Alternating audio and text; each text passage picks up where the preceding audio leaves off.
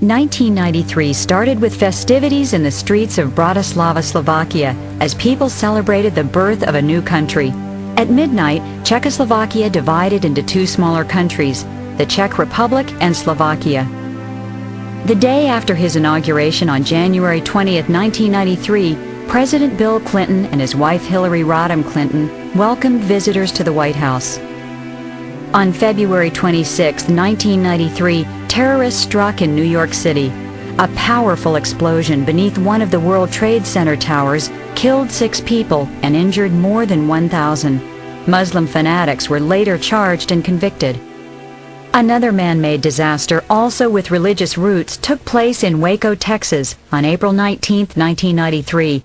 The well-armed compound of the Branch Davidian sect was assaulted by FBI teams using tanks and other military hardware. The assault and ensuing fire killed 86 men, women, and children.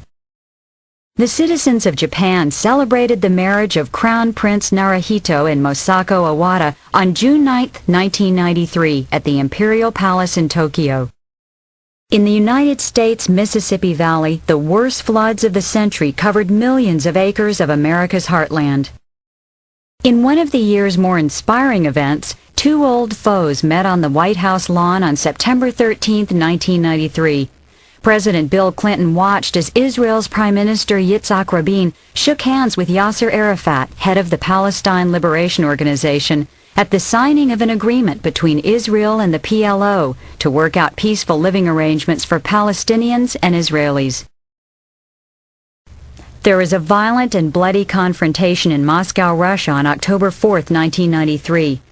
After President Boris Yeltsin had dissolved Parliament on September 21st, many legislators armed themselves and refused to leave the building. President Yeltsin sent troops to storm the building and capture those who held it. About 140 people were killed, and the remaining resistors were arrested.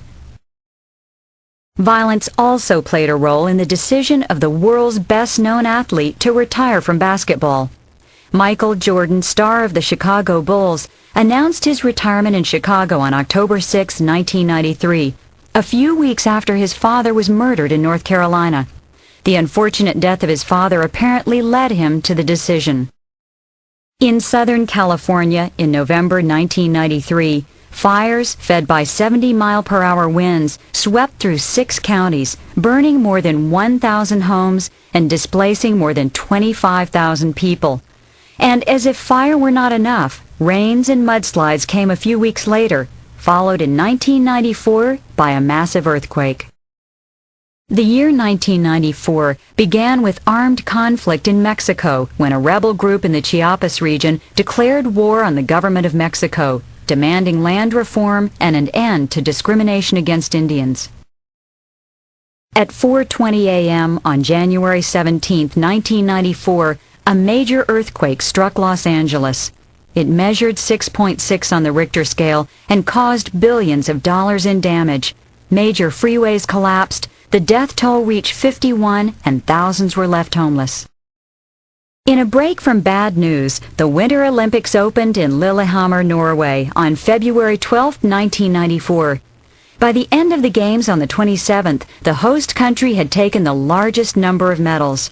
American speed skater Bonnie Blair won 5 gold medals. Early on the morning of February 25, 1994, an American-born Jewish physician, Baruch Goldstein, went into a mosque in Hebron in the Israeli-occupied West Bank and killed 29 people. More died in the panic and rioting that followed. This massacre stunned both Israelis and Palestinians. The attacker was killed at the site, but his deed temporarily disrupted the peace negotiations between Israel and the Palestine Liberation Organization. The streets of Hebron remained a scene of violence for weeks. Richard Nixon, the 37th President of the United States, died on April 22, 1994. In his eulogy, President Clinton urged, "May the day of judging President Nixon on anything less than his whole life and career come to a close." From April 26 through the 28th, 1994, South Africans of all races voted in multi-party elections, marking the first time that the country's approximately 18 million blacks were allowed to vote.